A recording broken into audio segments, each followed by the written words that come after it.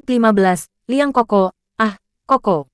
Setelah darah itu berlari pergi, Quatlin duduk kembali. Wajahnya keruh dan dia mengomel. Murid yang murtad. Sungguh menjengkelkan saja dia itu. Qian Mo Kaili tersenyum. Mengapa pusing-pusing menghadapi seorang gadis seperti itu? Kalau dibiarkan saja, tentu dia akan terus merongrongmu dan boleh jadi kelak akan membahayakan perjuangan kita. Dia harus ditundukkan. Maksudmu menggunakan kekerasan? Ah, aku mengenal gadis seperti itu. Wataknya keras dan kalau digunakan kekerasan, sampai mati pun dia tidak akan tunduk. Kalau sampai dia mati, amat tidak baik bagi kakaknya yang kita butuhkan tenaganya. Dia harus dilawan dengan cara halus. Bagaimana maksudmu? Membujuknya. Qian Mo Kaili menggeleng kepalanya. Dibujuk pun takkan berhasil. Akan tetapi sekali dia telah jadi istri orang, tentu dia akan menurut segala kehendak suaminya. Ih, aku tidak pernah memikirkan hal itu. Dengan siapa? Kita harus cerdik. Kita harus memakai siasat sekali tepuk memperoleh 2 ekor lalat atau menggunakan pedang yang bermata 2. Di satu pihak, kita harus menyenangkan hati. Pangeran Tang Xinong yang aku tahu memiliki watak mata keranjang sehingga dia akan tentu berterima kasih sekali kepadamu kalau kau rela memberikan muridmu yang cantik manis itu kepadanya, menjadi seorang selirnya yang tercinta dan dapat diandalkan. Kedua, kalau muridmu itu sudah menjadi selir Pangeran Tang Xinong, tentu dia akan tidak banyak bantahan lagi. De Quatlin mengangguk-angguk dan diam-diam dia memuji kecerdikan temannya ini. Siasatmu memang baik sekali, Kaili. Akan tetapi, biarpun sudah pasti sekali pangeran akan menerima penawaran ini dengan kedua tangan terbuka, kukira belum tentu Suinio akan mau dijadikan selir pangeran itu. Kalau dia menolak, lalu bagaimana? Qian Mo Kaili tertawa. Hai, tidak usah khawatir, Pangcu. Aku yang tanggung jawab, dia tentu tidak akan menolak. Dia lalu mendekatkan mulutnya ke telinga De Quatlin berbisik-bisik. Quatlin mengangguk-angguk.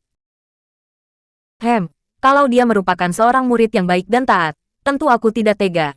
Akan tetapi, demi suksesnya perjuangan kita, agar dia tidak menjadi penghalang malah kelak mungkin dapat membantu, biarlah kita atur secepatnya agar pangeran dapat berkunjung ke sini. Tentu mudah saja dan tidak menimbulkan kecurigaan. Bukankah peristiwa di hutan itu membuat nama Bu Tongpai terangkat tinggi dalam pandangan kerajaan? Kalau seorang pangeran berkunjung ke sini, menemui penolong selir yang kuihui, hal itu sudah semestinya. Hai, kau memang cerdik sekali, Kaili. De Quatlin memuji dan kedua orang wanita berkepandaian tinggi itu sambil tersenyum-senyum minum arak wangi yang berada di dalam cawan-cawan perak mereka. Beberapa hari kemudian, sesuai dengan siasat mereka itu, datanglah rombongan tamu agung dari kota raja. Pangeran Tang Xinong, inilah hasil pertama dari siasat De Quatlin menolong Yang Kuihui. Sebelum peristiwa itu, hubungannya dengan pangeran itu dilakukan secara sembunyi dan pertemuan rahasia yang diadakan hanya melalui kurir utusan. Akan tetapi sekarang, setelah siasat di hutan itu sekaligus mengangkat nama Bu Tongpai, Pangeran Tang Xinong berani datang secara berterang. Bahkan sebelum berangkat pangeran itu menerima titipan bingkisan hadiah yang dikirim oleh Yang Kuihui sendiri melalui pangeran itu. Tentu saja keadaan di Butong San seperti dalam pesta. Semua anak buah Bu Tongpai mengenakan pakaian baru dan rombongan tamu agung itu disambut dengan meriah seperti sambutan terhadap seorang pengantin. Dengan penuh kehormatan para tamu agung dijamu di ruangan yang lebar dari Bu Tongpai. Dan pesta pora diadakan di ruangan yang biasa dipergunakan untuk Lian Butia, ruang belajar silat. Sambutan resmi dilakukan dan pangeran menyerahkan bingkisan dari Yang Kuihui dan menyerahkan pula bingkisan dari dirinya sendiri kepada ketua Bu Tongpai. Malam harinya, sebagai penghormatan khusus, Pangeran Tang Xinong seorang diri dijamu oleh De Quatlin di ruangan dalam dan ketua ini ditemani oleh Qian Mo Kaili dan Bu Suinio. Darah ini setengah dipaksa oleh subonya untuk menemaninya menjamu pangeran itu dan biarpun di dalam hatinya Bu Suinio tidak setuju, namun dia tidak berani membantah. Pula, di dalam hatinya dia ingin sekali mendengar percakapan mereka yang tentu akan menyangkut pula keadaan kakaknya di kota raja. Ketika pangeran ini dipersilahkan duduk menghadapi meja yang sudah penuh hidangan, De Quatlin memperkenalkan Qian Mo Kaili Lioxi sebagai pemilik istana Rawa Bangkai, dan memperkenalkan muridnya pula Bu Suinio sebagai muridnya yang terkasih. Pangeran itu memandang Qian Mo Kaili dan Bu Suinio, lalu tertawa gembira dan berkata, sungguh beruntung sekali Pangcu mendapatkan seorang pembantu seperti Liok Toanio ini yang saya yakin tentu memiliki ilmu kepandaian tinggi. Dan muridmu ini, penerangan ini menjadi makin bercahaya, suasana menjadi makin gembira dan segar, hidangan menjadi bertambah lezat. Sungguh saya merasa berbahagia sekali bahwa Nona Bu suka menemani saya makan minum. Untuk ini saya harus mengaturkan arak penghormatan sebagai 3 cawan. Pangeran itu tentu saja tadinya sudah diberitahu oleh Quatlin bahwa ketua ini hendak menghadiahkan muridnya kepadanya. Maka begitu melihat Suinio yang masih amat muda dan cantik jelita itu, hati sang pangeran sudah jatuh dan gairahnya sudah bernyala-nyala. Wajah Suinio menjadi merah padam. Dia merasa malu sekali menyaksikan sikap dan mendengar kata-kata yang penuh pujian ini. Dia tidak biasa berhadapan dengan pria seperti ini. Hatinya berdebar tegang dan khawatir. Akan tetapi untuk menolak, tentu saja dia tidak berani. Sambil menunduk dan membisikkan kata-kata terima kasih, dia menerima 3 cawa arak berturut-turut. Biarpun dia tidak biasa minum banyak arak, akan tetapi terpaksa 3 cawan arak itu diminumnya tanpa banyak membantah. Melihat ini, De Quatlin dan Qiam Mo Kaili tertawa girang dan dari seberang meja, De Quatlin mengedipkan sebelah matanya kepada sang pangeran Tang Xin Ong mengerti akan isyarat ini. Maka dia lalu melepas seuntai kalung emas bertaburan permata yang tergantung di lehernya, bangkit berdiri dan mengulurkan kedua tangan yang memegang kalung itu kepada Suinio sambil berkata, "Nona Bu, kalung ini sama sekali tidak dapat mengimbangi kecantikan Nona. Akan tetapi karena pada saat ini yang ada pada saya hanya kalung ini, maka sudilah Nona menerimanya sebagai tanda penghormatan saya kepada seorang Nona secantik Dewi."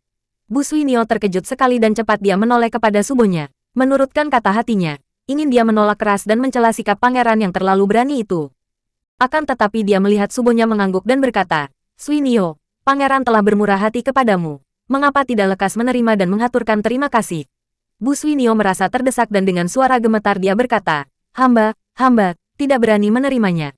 "Suinio," De Quatlin menegur, "Bu Suinio, mengapa kau menolak kemurahan hati pangeran?" Qiam Mo Kaili juga ikut menegur. Pangeran Tang Xin Ong tertawa. "Ah, tentu saja Nona Bu merasa malu-malu. Tidak seperti gadis-gadis yang haus akan harta benda." Hal ini malah menonjolkan kecemerlangan watak seorang gadis yang cantik jelita dan gagah perkasa. "Nona, biarlah aku mengalungkan hadiah ini di lehermu." Berkata demikian, sang pangeran lalu bangkit berdiri dan mengalungkan kalung emas itu melingkari leher Suinio yang menundukkan kepalanya. Karena tak dapat menolak lagi dan kalung yang lebar itu sudah mengalungi lehernya, dengan muka sebentar pucat, Suinio menjura, "Banyak terima kasih hamba haturkan." "Ah, jangan sungkan-sungkan." Dia tertawa. Kedua orang wanita sakti itu pun tertawa dan mereka bergantian menyuguhkan arak kepada sang pangeran dan juga Bu Suinio. "Muridku, karena pangeran telah bermurah hati kepadamu, tidak saja menyuguhkan arak tetapi juga menghadiahkan kalung. Mengapa kau tidak bersikap sebagai seorang muridku yang tahu aturan dan mengenal budi? Hayo cepat suguhkan 3 cawan kepada pangeran sebagai penghormatanmu." Muka Suinio menjadi merah. Dia tidak membantah kebenaran ucapan ini, maka secara terpaksa dia bangkit berdiri, dipandang oleh pangeran yang tersenyum-senyum dan mengelus jenggotnya, menghampiri pangeran dan menuangkan arak ke cawan sang pangeran dari guci emas. "Silakan paduka minum arak sebagai tanda kehormatan hamba, pangeran," kata Suinio dengan malu-malu. "Hahaha, terima kasih, Nona. Akan tetapi, aku tidak mau minum kalau tidak aku temani. Hayo untukmu juga secawan." Kembali Quatlin dan Qiam Mo Kaili ikut membujuk dan terpaksa akhirnya Suinio kembali minum 3 cawan arak bersama sang pangeran. Karena tidak biasa minum arak, kini diloloh banyak arak yang diam-diam telah dicampuri bubuk putih dilepas secara lihai oleh Qiam Mo Kaili ke dalam cawan gadis itu. Akhirnya Suinio menjadi mabok. Dia mulai tersenyum dengan lepas, memperlihatkan deretan gigi yang putih, dan mulai berani mengangkat muka memandang pangeran yang pandai bicara itu. "Hahaha, setelah ditemani makan minum oleh Nona Bu, aku lupa semua wanita di istanaku. Bagaimana aku dapat berpisah lagi darimu, Nona?" kata pangeran itu. Mendengar ini Suinio mengerutkan alisnya, akan tetapi karena kepalanya sudah pening dan pandang matanya sudah berkunang, hanya sebentar saja dia merasa betapa kata-kata itu tidak pada tempatnya dan dia hanya tersenyum. "Bu Suinio muridku yang baik, pangeran telah berkenan mencintaimu, kau akan diambilnya sebagai selir yang tercinta. Cepat kau berlutut dan haturkan terima kasih, muridku." Sepasang mata darah itu terbelalak. "Tidak, tidak." Terdengar suara pangeran. "Nona, kau cantik sekali, kau gagah perkasa. Aku cinta padamu dan marilah kau ikut bersamaku ke kota raja. Kau akan menjadi selirku yang paling tercinta, menjadi pengawal pribadiku." "Tidak, tidak mau, off." Suinio yang tadinya bangkit berdiri serentak itu, tiba-tiba terhuyung dan kembali menjatuhkan diri di atas bangku karena melihat betapa kamar itu berputar-putar dan dia merasa seperti terayun-ayun. Karena tidak tahan lagi, Suinio merebahkan kepalanya di atas kedua lengan yang berada di atas meja, hanya menggoyang kepalanya tanda menolak. Terdengar olehnya lapat-lapat suara gurunya. "Jangan bodoh, Suinio. Engkau akan menjadi seorang nyonya pangeran yang terhormat, dan di kota raja kau dapat bekerja sama dengan kakakmu." "Aku tidak mau, tidak mau." Suinio membuka matanya dan melihat wajah yang dekat sekali dengan mukanya. Wajah sang pangeran Tang Xin Ong, wajah seorang laki-laki yang cukup tampan gagah, akan tetapi sudah tua. Sedikitnya 50 tahun usianya. Dia merasa ngeri, takut dan akhirnya dia tidak ingat apa-apa lagi. Obat bubuk yang dicampurkan di raknya oleh Qiam Mo Kaili telah bekerja dengan baik. Dia tertidur dan tidak merasa apa-apa lagi. Suinio mengeluh dan mengerang. Dia mimpi, seolah-olah dia berada di dalam sebuah perahu berdua saja bersama Pangeran Tang Xinong. Lalu perahu itu diserang badai, terguling dan dia meronta-ronta hendak melawan gulungan ombak yang menggelutnya. Namun dia merasa tubuhnya lemas, dia terseret, tenggelam, gelagapan dan seluruh tubuhnya terasa sakit-sakit, kepalanya pening. Sebentar dia timbul, lalu tenggelam lagi, dan lapat-lapat dia mendengar suara Pangeran Tang Xinong yang menyatakan cinta kasihnya. Jauh lewat tengah malam Suinio mengeluh dan merintih perlahan, lalu membuka matanya mimpi itu teringat lagi olehnya, membuat dia bergidik ngeri. Untung hanya mimpi, pikirnya ketika dia membuka mata mendapatkan dirinya, telah rebah di atas pembaringannya sendiri di dalam kamarnya. Oh, kepalanya masih pening sekali. Dia bangkit duduk dan hampir dia menjerit kaget ketika melihat bahwa dia tidak berpakaian sama sekali. Dia teringat bahwa dia menemani subuhnya, Qiam Mo Kaili, dan Pangeran Tang Xinong makan minum. Teringat betapa dia terlalu banyak minum dan mabuk. Mengapa dia tahu-tahu berada di pembaringannya tanpa pakaian? Dia memeriksa keadaan tubuhnya, melihat kalung yang masih bergantung di lehernya, dan tiba-tiba tahulah dia akan semua yang telah terjadi atas dirinya. Keparat, dia bangkit akan tetapi terguling lagi karena selain kepalanya pening sekali, tubuhnya juga panas dan lemas seolah-olah kehabisan tenaga. Dia tidak tahu bahwa itulah pengaruh obat bubuk, racun yang diminumnya bersama arak, yang membuat dia pulas sehingga tidak dapat melawan ketika Pangeran Tang Xinong membawanya ke dalam kamar dan menggagahinya. Tiba-tiba pintu kamar terbuka dari luar. Suinio menahan napas, mengambil keputusan untuk mengerahkan seluruh tenaganya membunuh pangeran itu. Dia sudah maklum bahwa dirinya diperkosa pangeran itu. Selamat, muridku, engkau telah menjadi istri pangeran. Besok Pangeran Tang Xinong akan menjemputmu secara resmi membawanya ke kota raja sebagai selirnya terkasih. Tidak sudi, aku harus membunuhnya. Suinio meloncat turun tanpa mempedulikan tubuhnya yang telanjang bulat, kedua tangannya dikepal. Plak, Suinio terlempar dan terbanting di atas pembaringannya lagi ketika kena tamparan tangan gurunya. Suinio, apa yang kau ucapkan itu? Engkau suka sendiri melayani pangeran. Engkau menerima kalungnya. Engkau tersenyum-senyum kepadanya. Setelah engkau dan dia bersenang-senang di dalam kamar ini, semestinya aku mengutukmu. Akan tetapi aku sayang kepadamu. Aku tidak marah malah bersyukur bahwa engkau akan menjadi istri muda seorang pangeran. Dan sekarang kau hendak memberontak, hendak membikin malu gurumu. Kau mau membunuh kekasihmu sendiri. Bocah setan tak kenal budi. Kalau tidak aku robah pendirianmu, aku sendiri yang akan membunuhmu. Pikirkan ini baik-baik, engkau sudah bukan perawan lagi. Engkau milik Pangeran Tang Xinong. The Quatlin meninggalkan kamar itu dan membanting keras-keras daun pintu kamar. Suinio menutupi mukanya dan menangis mengguguk. Tak tahu apa yang harus dilakukannya. Dengan terisak-isak dan jari-jari tangan gemetar dia mengenakan pakaiannya yang bertumpuk di sudut pembaringan. Kepalanya masih pening dan tenaganya habis. Tak mungkin dalam keadaan seperti itu dia melarikan diri. Tentu akan mudah tertangkap kembali oleh gurunya. Melawan pun tidak mampu. Apalagi dia benar-benar merasa seperti tidak bertenaga lagi. Apalagi hendak membunuh pangeran itu yang selalu terkawal kuat. Ya Tuhan, dia menangis lagi sesenggukan. Ayah, Koko, apa yang harus kulakukan? Dia sudah ternoda, mau atau tidak, dia harus menjadi selir pangeran itu. Dia tidak sudi, lebih baik mati, ya, matilah jalan satu-satunya. Demikian pikiran yang ruwet itu mengambil. Dirabanya ikat pinggangnya, tidak, dia seorang gadis gagah perkasa, tidak semestinya mati menggantung diri seperti wanita-wanita lemah. Dihampirinya pedangnya yang tergantung di dinding. Biarpun tangannya gemetar dan tidak bertenaga dipaksanya tangan itu mencabut pedangnya. Lalu sambil memejamkan matanya, dia mengayun pedang itu ke lehernya. Plak, lengan kanannya dipegang orang dan pedang itu dirampasnya. Tadinya dia mengira bahwa subuhnya yang mencegahnya membunuh diri. Maka dia terisak dan membalik. Betapa kagetnya ketika dia melihat bahwa yang mencegahnya membunuh diri itu adalah seorang laki-laki muda, paling banyak 30 tahun usianya. Laki-laki ini tersenyum. Wajahnya cukup tampan dan membayangkan kegagahan. Membunuh diri bukan perbuatan seorang gagah, bisik laki-laki itu. Kalau sudah mati, mana mungkin dapat menghilangkan penasaran. Kalau masih hidup, selalu terbuka harapan untuk membalas dendam. Ucapan ini menyadarkan Suinio. Siapa kau? SSSTTT, bisik pula laki-laki itu. Aku seorang mata-mata yang dikirim oleh Jenderal An Lusan. Nona, daripada engkau membunuh diri, mari ku bantu kau keluar dari tempat ini dan kau ikut bersamaku. Dengan bekerja untuk An Goansui, kelak kau berkesempatan untuk membalas kepada semua orang yang telah mendatangkan malapetaka ini kepadamu. Seperti kilat masuknya pikiran ini ke dalam kepala Suinio. Mengapa tidak? Mati bukan merupakan jalan yang memecahkan persoalan. Dia harus membalas kepada pangeran itu. Dan kini, dia dapat menduga bahwa dia tentu pingsan karena pengaruh obat dari Qiam Mo Kaili. Dia tahu bahwa wanita itu adalah seorang ahli tentang racun. Kini dia mengerti semua. Dia sengaja dikorbankan oleh gurunya dan oleh wanita iblis itu. Seperti seekor domba yang sengaja dikorbankan menjadi mangsa serigala. si pangeran itu. Dendamnya bertumpuk, kini terbuka jalan baginya. Perlu apa mengambil jalan pendek membunuh diri? Baik, mari ikut aku, bisiknya dan dengan berindap-indap Suinio mengajak laki-laki itu melalui jalan rahasia dan akhirnya, menjelang pagi, mereka berdua berhasil keluar dari tembok pagar Butong Pai. Hai, tiba-tiba terdengar bentakan dan 5 orang anggota Butong Pai muncul dari tempat penjagaan tersembunyi. Akan tetapi ketika mereka melihat Suinio, mereka terheran-heran, memandang kepada gadis itu lalu kepada orang asing yang keluar dari jalan rahasia bersama murid utama ketua mereka. Malam itu memang banyak datang tamu dari kota raja yang ikut dalam rombongan pangeran, maka mereka mengira bahwa tentu orang ini adalah anggota rombongan pula. Akan tetapi sepagi itu, masih gelap, apakah yang akan dilakukan tamu ini bersama Suinio keluar dari Butong Pai dengan diam-diam? Tiba-tiba terdengar teriakan berturut-turut dan 5 orang itu roboh dan tewas seketika.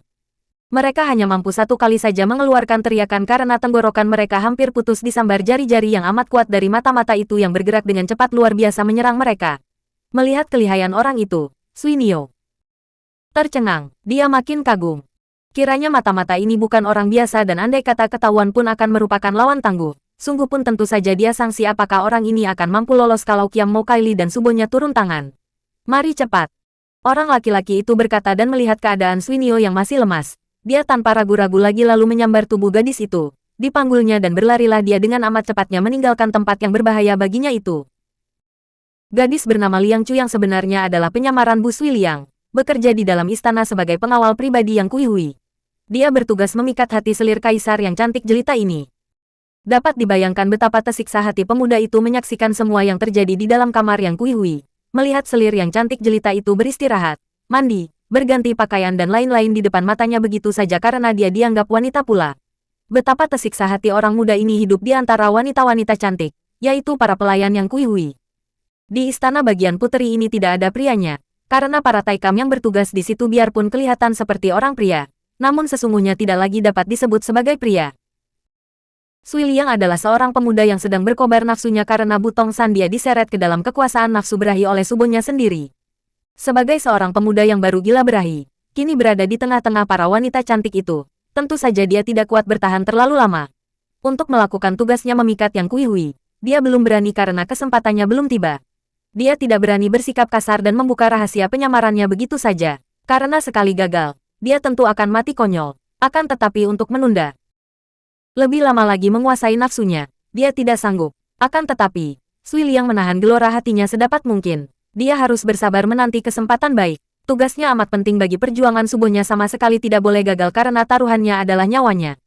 Pada suatu senja belasan hari kemudian Sui Liang diperbolehkan mengasuh karena malam itu Kaisar akan mengunjungi selirnya yang tercinta dan tempat itu penuh dengan pengawal-pengawal pribadi Kaisar sendiri. Sui Liang lalu mengundurkan diri ke dalam kamarnya, sebuah kamar yang amat indah dan berdekatan dengan kamar para pelayan utama atau pelayan pribadi selir Kaisar itu. Selagi duduk melamun sendiri di dalam kamarnya, mencari akal bagaimana untuk memulai tugasnya, merayu dan memikat hati Yang Kuihui, dia membayangkan keadaan selir itu dan jantungnya berdebar penuh nafsu dan gairah.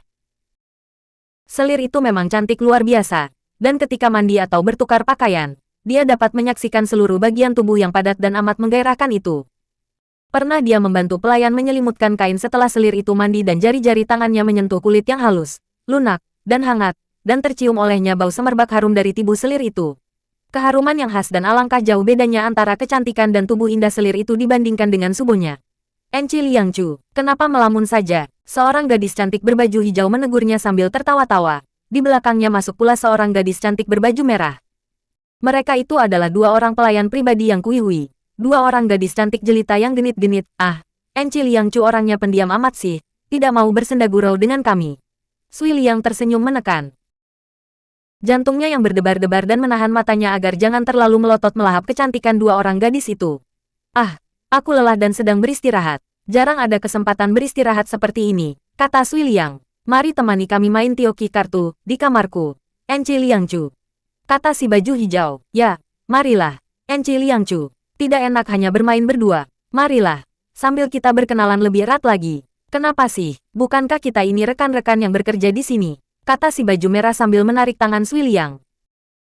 Tak dapat Sui Liang menolak karena hal ini mendatangkan kecurigaan apalagi memang dia sudah rindu sekali akan sentuhan tangan wanita cantik setelah belasan hari berpisah dari subuhnya. Kedua orang gadis itu tertawa-tawa, menggandeng kedua tangan Sui Liang dan membawanya ke dalam kamar si baju hijau yang berbau harum. Sebuah meja bundar rendah telah dipersiapkan di tengah kamar. Di dekat pembaringan di sekeliling meja itu terdapat tikar yang ditilami kasur dan bantal. Selain kartu untuk main, juga di atas meja terdapat seguci arak wangi dan cawan-cawan kecil, juga beberapa macam kue kering.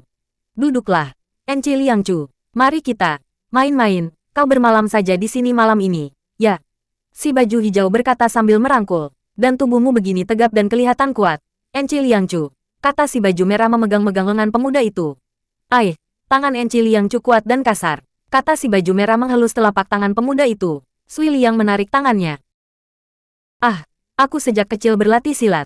Tentu saja aku seorang gadis yang kasar. Mana bisa dibandingkan dengan kalian yang halus mungil. Hai Hik, kau terlalu memuji, Enci. Kata si baju merah sambil mencubit paha Sui Liang. Kalau engkau menjadi seorang laki-laki, tentu tampan dan gagah, Enci Liangcu. Kata si baju hilau. Dapat dibayangkan betapa tubuh Sui Liang terasa panas dingin menghadapi godaan-godaan ini. Maka cepat-cepat mengajak mereka bermain kartu. Karena kalau dilanjutkan godaan mereka itu, tentu dia takkan kuat lagi bertahan. Sudah timbul keinginan keras di hatinya untuk merangkul dan mendekap mereka, menciumi bibir yang merah dan lincah itu.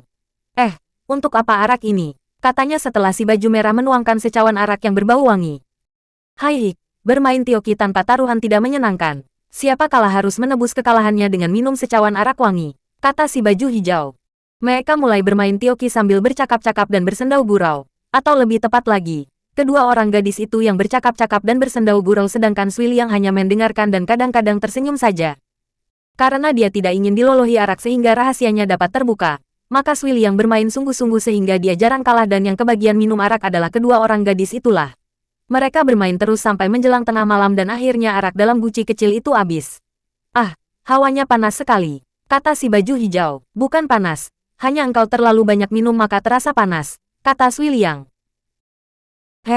Mungkin, gerahnya. Si baju hijau membuka kancing bajunya dan mengebut-ngebut dengan kipas. Sui Liang menelan ludah, matanya memandang ke arah dada yang hanya tertutup pakaian dalam yang tipis sehingga membayangkan tonjolan-tonjolan yang memikat hati. Karena pandang matanya selalu tertarik ke arah dada si baju hijau, maka permainan Sui Liang menjadi kalut dan sekali ini dia kalah. Akan tetapi arak telah habis. Wah, Enci Liangcu jarang kalah. Sekarang telah kalah araknya habis. Mana dia bisa menebus kekalahannya? Kata si baju merah cemberut. Hai Hik, kalau arak habis dia harus membayar dengan ciuman. Kata si baju hijau. Hai Hik, benar. Dia harus didenda dengan ciuman dan mulai sekarang, taruhannya dirubah. Karena arak habis, siapa kalah harus membayar dengan ciuman. Kata si baju merah. Kedua orang gadis itu dari kanan kiri lalu menyerbu dan mencium pipi Sui Liang dengan hidung mereka. Sui Liang memejamkan kedua matanya. Kalian ini bagaimana? Malu, kan? Katanya gelagapan. Enci Liangcu, mengapa kau begitu kejam? Kita bertahun-tahun dikurung di tempat ini dan hanya dapat menyaksikan orang lain bermain cinta. Bertemu dengan pria pun merupakan hal yang tak mungkin bagi kita. Apa salahnya di antara kita saling menghibur dan saling mencumbu? Sekedar menghilangkan rindu, kata si baju merah. Permainan dilanjutkan dan makin lama Sui Liang makin terseret oleh gelora nafsu berahinya sendiri.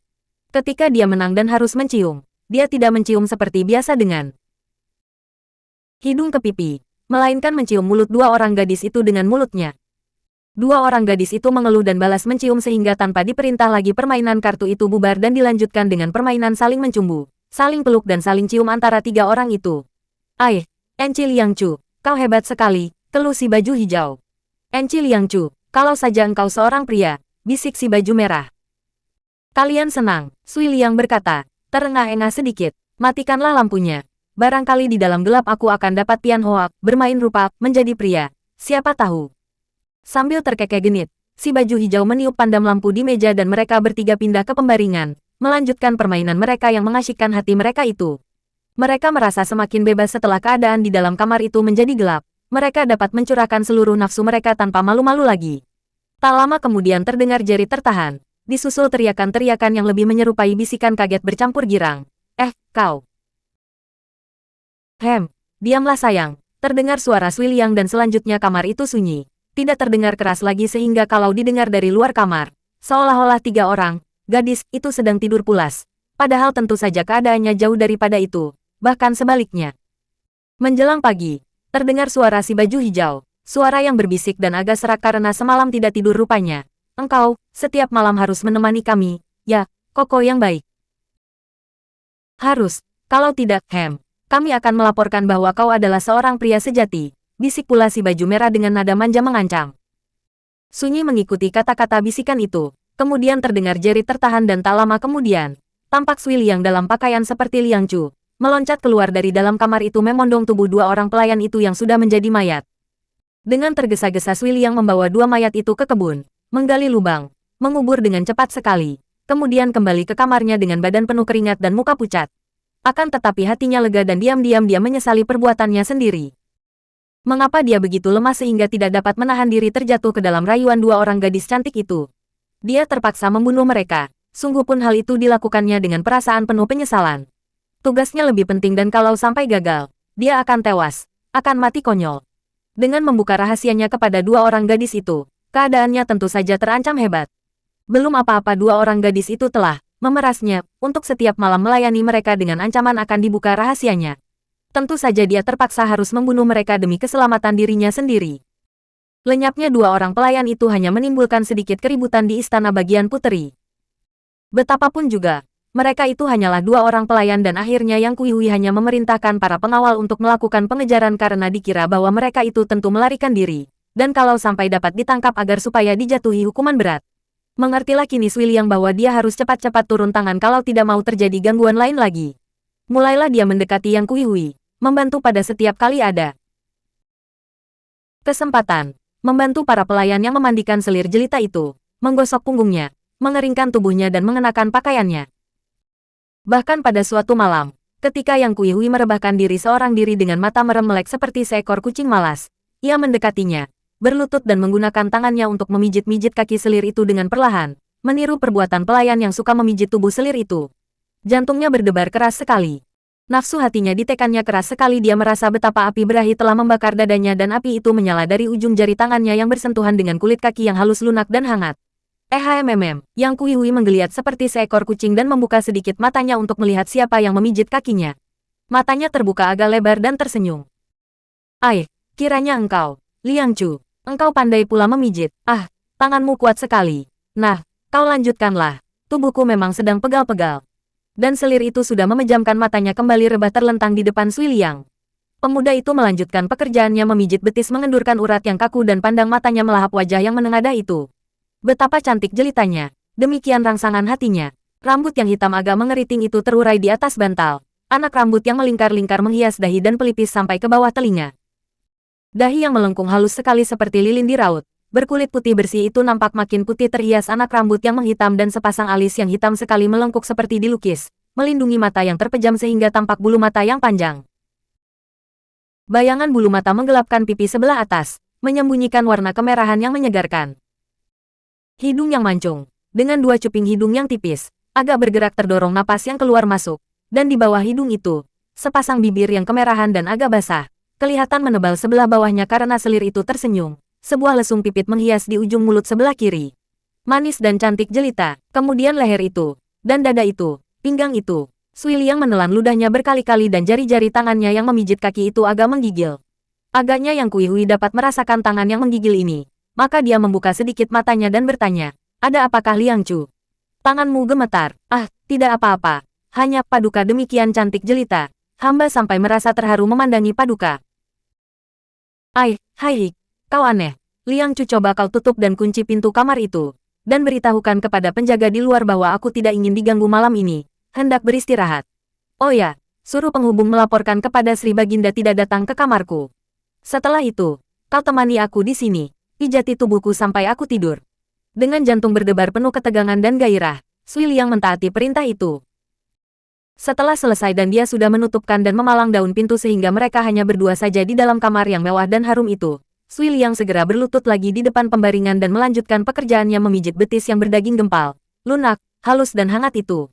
Nanti dulu, Liang Chu, coba kau bantu aku membuka pakaian luarku. Setelah pintu ditutup, kamar ini menjadi agak panas, kata Yang Kuihui sambil bangkit duduk di atas pembaringannya yang bertilam sutera merah berkembang.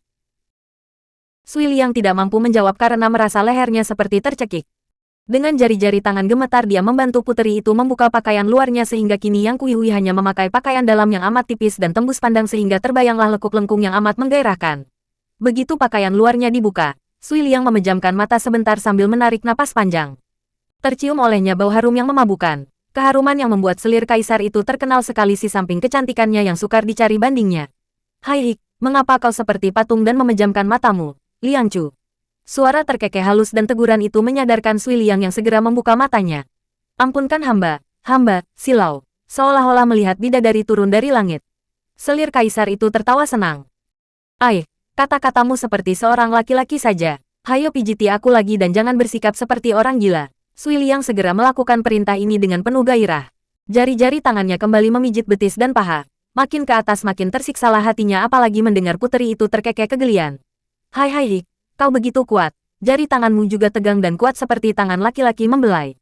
Yang Kui membalikkan tubuhnya dan kini rebah terlentang. Karena pakaian dalam yang tipis itu tersingkap membuat Sui Liang hampir tidak kuat menahan lagi.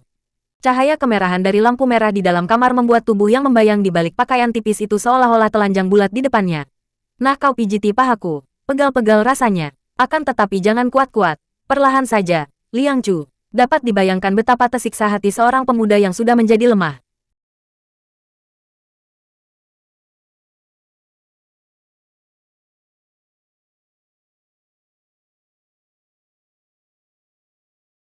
Karena dikuasai nafsu berahi seperti Sui Liang menghadapi Yang Kui yang tanpa disengaja telah menimbulkan godaan dan tantangan yang demikian menggairahkan hati pria. Namun tentu saja Sui Liang tidak berani bertindak sembrono, dan sambil menguatkan hatinya dan menundukkan mukanya yang menjadi merah, menyembunyikan dadanya yang bergelombang dengan menunduk dan menahan nafsunya yang memburu. Dia memijit paha yang gempal itu dan jari-jari tangannya seolah-olah bertemu langsung dengan kulit paha karena hanya tertutup sutera tipis. Setiap sentuhan jarinya seolah-olah mendatangkan aliran hawa panas yang menjalar naik ke dada dan kepala melalui lengannya. Makin lama dia makin gelisah. Tubuhnya panas dingin dan sama sekali dia tidak berani memandang wajah puteri itu karena takut kalau sang puteri marah. Betapapun nafsu berahi telah menyundul sampai ke ubun-ubunnya. Namun Sui Liang tidaklah demikian nekat untuk berani bertindak kurang ajar. Tidak berani melakukan langkah pertama dan hanya menanti uluran tangan sang puteri. Karena dia maklum bahwa sekali keliru bertindak tebusannya adalah nyawanya di samping kegagalan tugasnya. Kau memang aneh, Liang Chu. Benar kata-kata beberapa orang pelayan yang selama ini tidak kau perhatikan. Sekarang baru aku melihat sendiri. Kau seorang gadis yang aneh.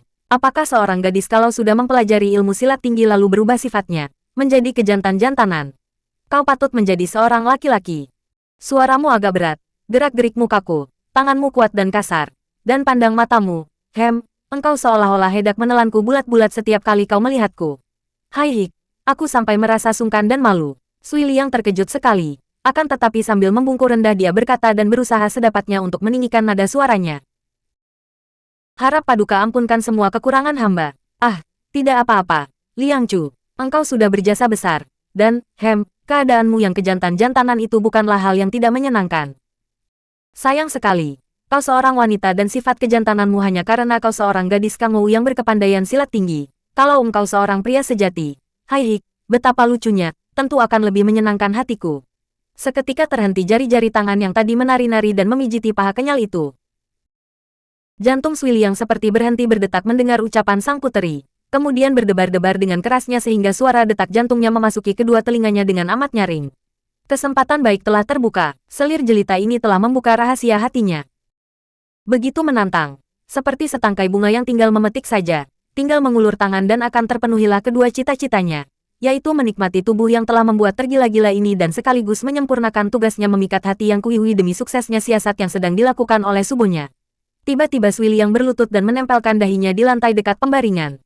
Hamba rela mengorbankan nyawa demi Paduka, dan hamba siap sedia melakukan apa saja untuk menyenangkan hati Paduka. Akan hamba lakukan dengan taruhan nyawa dan hamba siap menanti perintah Paduka. Hai Hik, Liang Chu, engkau memang aneh, betapapun juga, mana mungkin engkau menjadi laki-laki sejati. Kalau Paduka kehendaki, pasti dapat terjadi. Perintah Paduka merupakan keputusan bagi hamba, seperti perintah dari langit. Yang Kui menjadi terheran-heran dan bangkit duduk, membiarkan pakaian dalamnya tersingkap lebar, tidak hanya pada pahanya, akan tetapi juga pada pundaknya sehingga setengah dadanya tampak jelas, putih halus membusung. Apa maksudmu, Liang Chu? Hamba telah mempelajari ilmu kesaktian dari Subo, sehingga kalau Paduka menghendaki, hamba dapat Tian Hoak mengubah diri menjadi seorang pria sejati. Mata yang bening indah itu terbelalak, mulut yang kecil itu ternganga sehingga bibir merah membasah itu membentuk lingkaran memperlihatkan lidah yang meruncing merah dan rongga mulut yang lebih merah lagi terhias deretan gigi seperti mutiara. Sinar mata yang Kui Hui menjelajahi tubuh pembantunya yang berlutut itu. Akhirnya dia dapat berkata, benarkah itu? Sungguh aneh dan luar biasa. Coba kau buktikan omonganmu. Liang Chu, coba kau Pianhua menjadi seorang pria. Sui Liang menekan jantungnya yang berdebar tegang, mengangkat mukanya dan berkata, hamba, mana berani kurang ajar. Lakukanlah, ini merupakan perintah. Berdirilah dan Pianhualah. Yang Kui Hui berkata penuh nafsu karena dia ingin sekali menyaksikan apakah benar gadis ini dapat Pianhua menjadi pria. Hal yang hanya pernah didengar dalam dongeng kuno saja. Kalau Paduka memerintahkan, hamba tidak berani membantah. Sui Liang lalu bangkit berdiri dan membungkuk. Maafkan hamba. Dia lalu melepas gelung rambutnya, menggosok bedak dan yanci dari mukanya. Kemudian dengan wajah merah berseri dia berkata, hamba telah berubah menjadi seorang pria. Suaranya kini besar. Suara seorang laki-laki tulen. Yang Kui Hui memandang terbelalak. Mana aku bisa percaya. Hanya suaramu yang berubah. Dan mukamu tanpa bedak dan yanci memang seperti muka pria. Akan tetapi mana buktinya bahwa kau pria? Sui Liang mengerutkan alisnya. Paduka ingin bukti. Baiklah. Maafkan kelancangan hamba. Dia lalu merenggut pakaiannya. Baju di bagian atas sehingga tanggal kancing-kancingnya dan terbukalah dadanya. Sebuah dada yang tegap dan bidang. Tidak berbuah. Dada seorang laki-laki tulen. Wajah yang Kui Hui berseri-seri. Mulutnya tersenyum lebar ketika dia memandang dada yang bidang, tegap dan berkulit putih bersih itu. Memang tidak salah lagi. Tubuhmu bagian atas memang tubuh seorang pria. Akan tetapi aku belum puas. Liang Chu, buka semua pakaianmu. Perintah ini sama sekali tidak disangka-sangka oleh Sui Liang.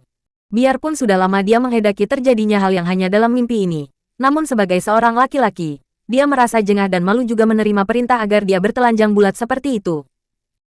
Akan tetapi, gairah yang meluap-luap dan kegembiraannya mengusir semua rasa malu dan dengan jari tangan gemetar Sui Liang menanggalkan semua sisa pakaiannya sehingga tak lama kemudian dia telah berdiri membuktikan bahwa dirinya adalah seorang pria sejati di depan selir jelita itu. Ah, Liang Chu, kesinilah kau. Sungguh hebat, tak kusangka sama sekali. Rebahlah kau di sini, di sisiku, manis. Tanpa diperintah kedua kalinya karena memang itulah yang diinginkannya selama ini. Sui Liang lalu naik ke pembaringan dan merebahkan dirinya di sisi selir cantik itu. Yang Kui Hui terkekeh genit lalu menyambutnya dengan peluk cium ganas, menerkamnya seperti seekor harimau kelaparan, atau seperti seekor ular yang memagutnya dan membelit-belitnya. Manusia, baik laki-laki atau wanita, kaya atau miskin, dari golongan ningrat maupun jembel terlantar, sekali dikuasai nafsu berahi akan menjadi lupa diri dan lupa segala. Pada saat seperti itu, lenyaplah duka, lenyap pula takut, hilang segala pertimbangan dan akal, yang ada hanyalah tindakan sebagai akibat dorongan nafsu birahi yang minta dilampiaskan. Hebatnya, makin dipenuhi dorongan nafsu, makin hebatlah. Seperti nyala api, makin dibiarkan makin membesar dan takkan padam sebelum habis bahan bakarnya. Hanyalah manusia yang selalu sadar akan keadaan dirinya, akan gerak-gerik dirinya lahir maupun batin, takkan kehilangan kewaspadaan dan kebijaksanaan, takkan dapat dicengkeram oleh nafsu dalam bentuk apapun. Hal ini bukan berarti bahwa manusia bijaksana menolak nikmat hidup yang didatangkan oleh gairah nafsu, sama sekali tidak. Bahkan hanya manusia sadar sajalah yang bebar-bebar akan dapat menikmati hidup karena baginya nafsu kesenangan hanyalah pelengkap hidup, bukan hal yang mutlak dan tidak dikejar-kejarnya. Dialah orang menguasai nafsu, bukan nafsu yang menguasai dia. Menguasai nafsu dengan kewaspadaan dan mengenal akan keadaan diri sendiri seperti apa adanya, lahir maupun batinnya, bukan menguasai nafsu dengan cara pengekangan dan penyiksaan diri.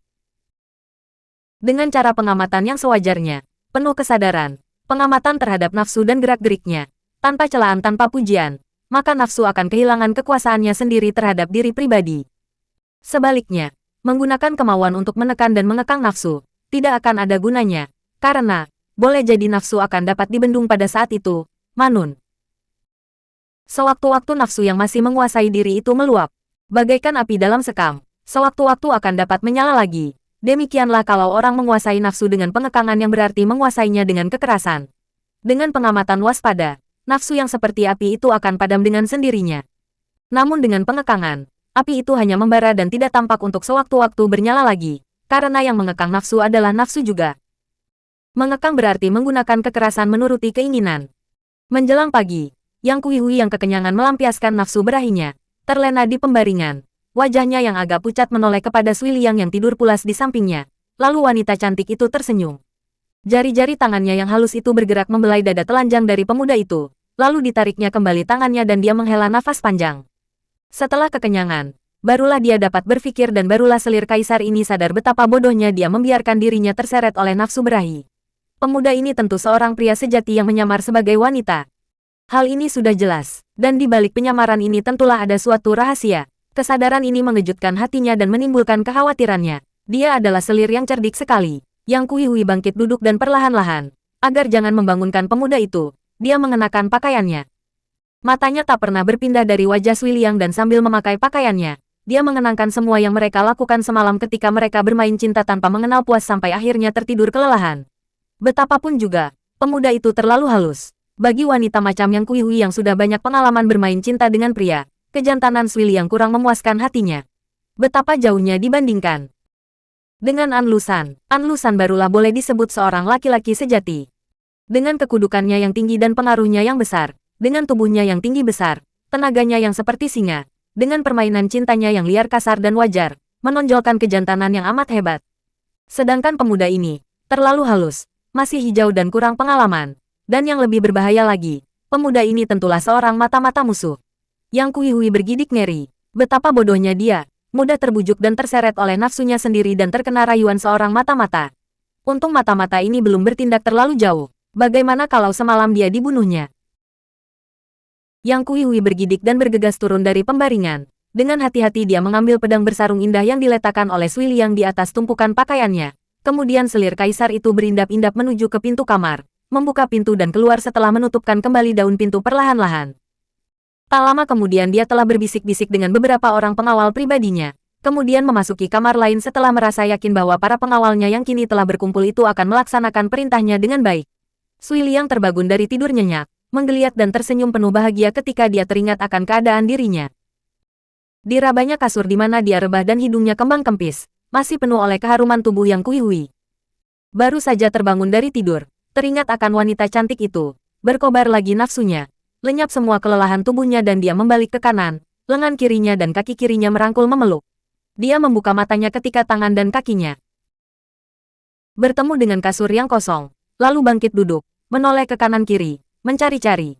Yang Kui Hui telah pergi dari kamar itu. Sui Liang merasa heran dan juga terkejut, kemudian timbul kekhawatiran di dalam hatinya. Kemanakah perginya wanita itu sepagi ini, pikirnya. Karena khawatir kalau ada pelayan memasuki kamar dan memergoki keadaannya, bergegas dia menyambar pakaiannya, dan cepat mengenakan pakaiannya, pakaian wanita penyamarannya. Dengan tergesa-gesa dia menghampiri meja rias Yang Kui Hui, menggunakan bedak dan yanci untuk mengulas mukanya yang semalam telah menjadi muka pria aslinya dan sia-sia bedak di mukanya telah terhapus sama sekali oleh ciuman-ciuman Yang Kui Hui. Kemudian dia mencari pedangnya dan betapa heran dan terkejut hatinya ketika mendapat kenyataan bahwa pedangnya tidak berada di dalam kamar itu. Akan tetapi dia segera tersenyum menenangkan hatinya sendiri. Tentu Yang Kui Hui sengaja hendak main-main dengan dia. Tak mungkin wanita itu melakukan hal yang bukan-bukan dan merugikannya setelah apa yang mereka nikmati bersama semalam. Tentu Yang Kui Hui sudah bertekuk lutut dan mencintanya setelah dia membuktikan kejantanannya semalam, pikir Sui Liang dengan bangga. Dengan hati ringan dia lalu melangkah ke pintu, membuka daun pintu hendak mencari kekasihnya itu. Sunyi di luar kamar itu, padahal biasanya penuh dengan pengawal. Kemudian muncul seorang pelayan wanita yang bertugas membersihkan kamar Yang Kui Hui setiap pagi. Melihat pelayan ini, Sui Liang dengan suara biasa lalu menanyakan di mana adanya majikan mereka yang cantik itu. Beliau tadi memerintahkan bahwa kalau Liang Lihiap sudah bangun agar Lihiap suka pergi menyusul ke dalam pondok di taman. Beliau menanti di sana. Mendengar kata-kata ini, Sui Liang bergegas pergi ke taman. Hatinya girang sekali. Tak salah dugaannya, Yang Kui Hui telah bertekuk lutut di depan kakinya. Selir yang angkuh dan cantik itu telah jatuh cinta kepadanya sehingga kini selir itu ingin melanjutkan permainan cinta mereka di dalam pondok taman. Tentu agar jangan sampai menimbulkan kecurigaan para pelayan lain. Haha, kau cerdik sekali, manis, kata hatinya penuh kegembiraan. Untuk kecerdikanmu itu akan kuberi upah ciuman hangat. Sambil tersenyum-senyum membayangkan segala kemesraan yang akan dialaminya sebentar lagi di dalam pondok taman, Sui Liang melangkah lebar ke dalam taman yang indah dan luas itu. Taman itu sunyi karena hari masih amat pagi dan memang biasanya pun taman itu hanya dikunjungi para puteri istana setelah matahari naik tinggi sehingga mereka dapat menghirup hawa segar di situ. Bahkan tidak tampak seorang pun juru taman yang biasanya sepagi itu tentu telah membersihkan taman. Ketika melewati tempat di mana dia malam-malam beberapa hari yang lalu mengubur mayat dua orang pelayan wanita, Sui Liang menggerakkan pundaknya untuk menenteramkan hatinya yang agak terguncang. Salah kalian sendiri, pikirnya dan untuk menekan perasaannya.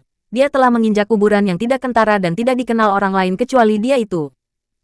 Dia kini sudah berdiri di depan pintu pondok, lalu mengetuk pintu pondok sambil berkata dengan suara biasa, suara pria, halus dan penuh rayuan. Dewiku yang cantik jelita, bidadari dari sorga manis, bukalah pintu, aku sudah amat rindu kepadamu. Daun pintu pondok merah itu terbuka dari dalam dan Sui Liang meloncat ke belakang sambil menahan seruan kagetnya ketika dia melihat bahwa dari dalam pondok itu keluar 20 orang lebih pengawal yang memegang senjata di tangan. Menyerahlah engkau, Liang Chu. Kami mendapat perintah untuk menangkapmu. Komandan pengawal berkata keren. Seketika pucat muka Sui Liang dan otomatis tangan kanannya meraba pinggang. Hanya untuk diingatkan bahwa pedangnya telah lenyap dari dalam kamar tadi. Apa, dosaku? Dia bertanya gagap. Saking bingungnya dia lupa menyembunyikan suara laki-laki yang keluar dari mulutnya. 20 lebih pengawal itu tertawa dan sang komandan membentak. Lekas berlutut dan menyerah. Sui Liang maklum bahwa rahasianya tentu telah terbuka. Dia tidak tahu apa yang terjadi dan siapa yang telah membuka rahasianya. Sampai saat itu dia sama sekali tidak menyangka bahwa Yang Kuihui yang telah mengkhianatinya. Akan tetapi dia tahu bahwa kalau dia tertangkap, tentu dia akan celaka. Mampuslah, bentaknya sambil menerjang ke depan. Menghantam komandan dengan kepalan tangan kanan sedangkan kepalan tangan kiri menghantam pengawal kedua yang berdiri dekat. Komandan itu memiliki kepandaian silat yang cukup tinggi, maka dia dapat menangkis biarpun dia menjadi terhuyung-huyung. Akan tetapi pengawal yang terkena hantaman tangan kiri Sui Liang mengeluarkan teriakan keras dan roboh terguling, muntah-muntah darah karena pukulan yang mengenai dadanya tadi amat kuat. Segera Sui Liang dikeroyok oleh 20 orang lebih. Para pengawal itu rata-rata memiliki ilmu silat yang cukup tangguh, karena mereka semua bersenjata. Repot jugalah Sui Liang yang harus membela diri dengan tangan kosong. Jangan bunuh dia, kita harus menangkapnya hidup-hidup. Beberapa kali komandan berteriak, Sui Liang mengamuk sekuatnya. Namun setelah tubuhnya terkena beberapa kali bacokan dan tusukan, akhirnya dia terguling dan teringkus, jilid 16 dalam keadaan luka-luka dan setengah pingsan dia